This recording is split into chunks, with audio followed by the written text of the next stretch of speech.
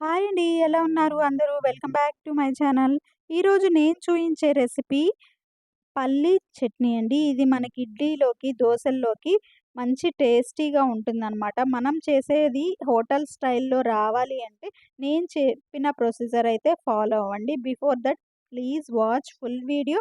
And video మీకు నచ్చినట్టయితే ఇది చట్నీ అనేది మీరు చేసి నాకు కామెంట్ రూపంలో తెలియచేయండి. షేర్ చేయండి మీ వ్యూ అనేది. Please subscribe the channel. ఇక్కడ 1 స్పూన్ అయితే ఆయిల్ తీసుకున్నాను. ఆయిల్ అనేది నేను ఎక్కువ యూజ్ చేయనండి. నా వీడియోస్ ఫాలో అయ్యే వాళ్ళైతే తెలుస్తుంది.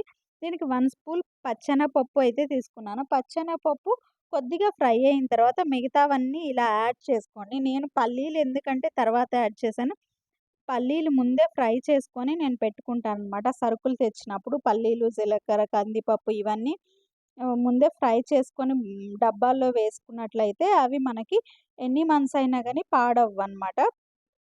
దీనిలో చింతపండు కొద్దిగా టేస్ట్ కోసమని వేశానండి. అవన్నీ ఆరిన తర్వాత పచ్చిమిర్చి ఎక్కువ ఫ్రై చెయ్యవసరం లేదండి. మరీ మాడిపోయినట్టు ఏమి అవసరం లేదు. దీనిలో కొద్దిగా కొబ్బరైతే వాడాను. ఎండి కొబ్బరైనా మీరు తీసుకోవచ్చు. నేనైతే పచ్చి కొబ్బరి తీసుకున్నానండి. నా దగ్గర పచ్చి కొబ్బరుంది.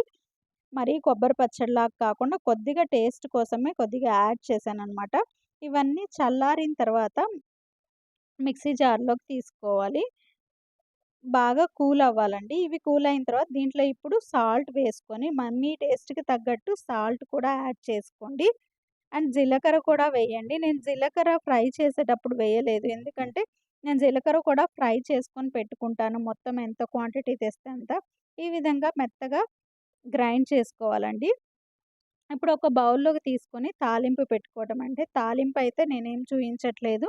తాలింపు పెట్టుకున్నది. తాలింపులో ఎక్కువ తాలింపు దినుసులు వేయండి. మనం ఎండుమిర్చి వేయకపోయినా పర్లేదు కానీ, తాలింపులో తాలింపు దినుసులనేవి ఎక్కువగా వేసుకోవాలి. ఆయిల్ మరీ ఎక్కువగా నేనేమి యూజ్ చేయలేదు. ఇప్పుడు కూడా చాలా లిమిటెడ్‌గానే వేశాను చూడండి. కాతే తాలింపు దినుసులు ఎక్కువ వేసామనుకోండి దాంట్లో మనకి మినపప్పు కూడా ఉంటుంది గదా! తినేటప్పుడు కరకరమని తగులుతూ మంచి టేస్ట్ వస్తుందనమాట.